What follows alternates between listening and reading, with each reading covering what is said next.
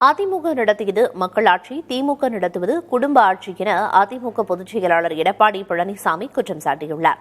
திருவண்ணாமலை மாவட்டம் கலசப்பாக்கத்தில் நடைபெற்ற பரப்புரை கூட்டத்தில் அவர் பேசியதை பேச்சு, பேட்டி, கருத்து பகுதியில் பார்க்கலாம்.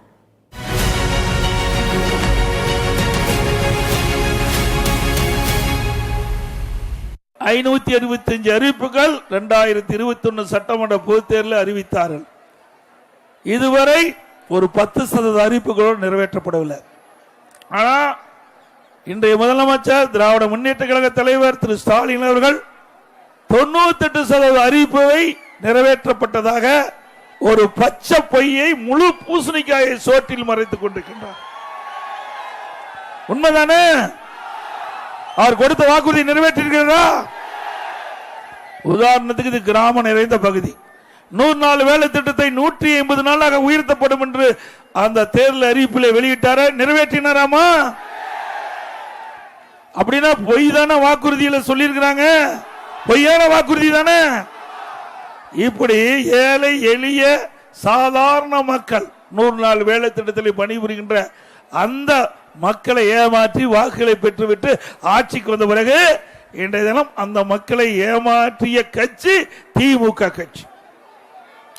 அதே போல மாதந்தோறும் 100 ரூபாய் சிலிண்டருக்கு மானியம் கொடுக்கிறாங்களாமா? அது ஏமாற்று வேலை தானே. அதே போல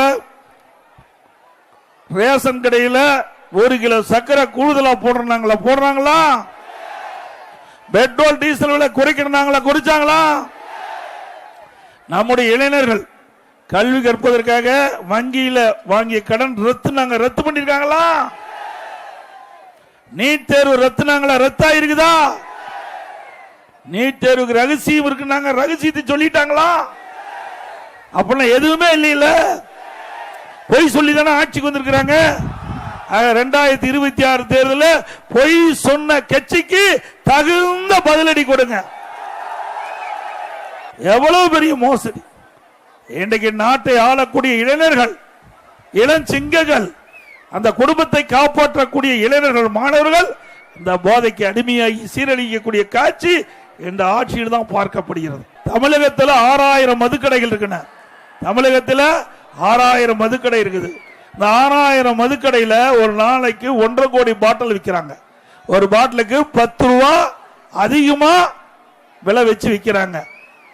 அப்படி தமிழகத்தில் 1.5 கோடி பாட்டில் 10 ரூபா அதிகமா வாங்குறதுனால ஒரு நாளைக்கு மேலிடத்திற்கு கிட்டத்தட்ட 15 கோடி ரூபாய் ஒரு நாளைக்கு இந்த மதுக்கடை மூலமாக மேலிடத்திற்கு சென்று கொண்டிருப்பதாக எல்லா பகுதியிலிருந்து செய்தி வருது.